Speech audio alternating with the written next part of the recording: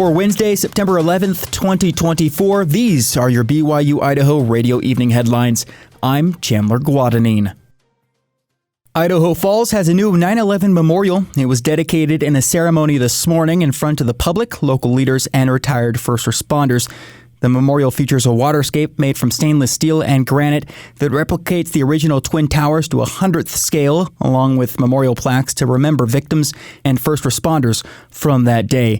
The memorial was completely funded by Heroes Defense, a nonprofit organization that strives to recognize and reward our nation's heroes by providing support and resources.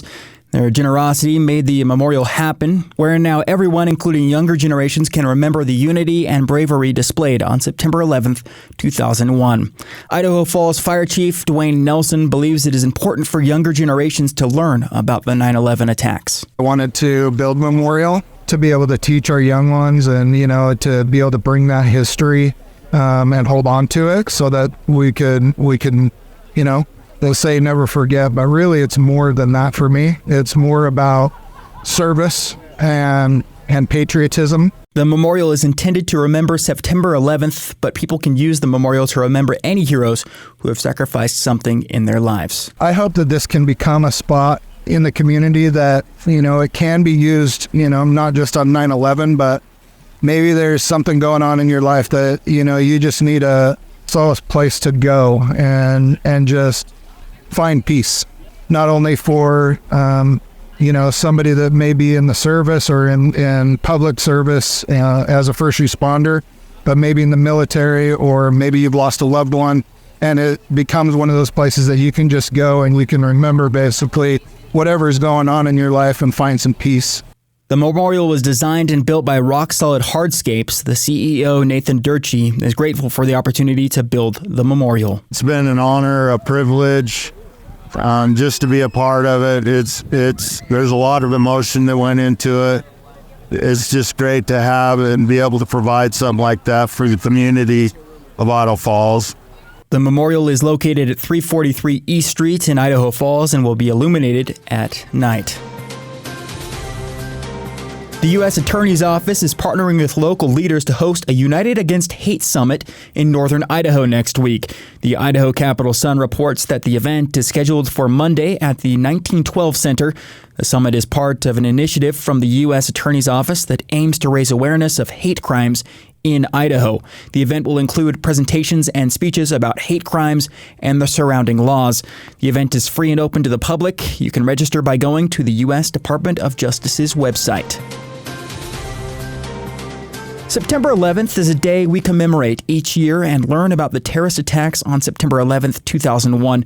But it is also the nation's day of service, where volunteers around the country strive to perform acts of service to honor the victims and first responders from that day. Many people used the app and website Just Serve to find service projects for today. The site features many different service opportunities that can be done locally or projects that help people internationally. The site is easy to use and has opportunities that everyone can participate in. Eric Andreessen is Just Serve's Rexburg area coordinator.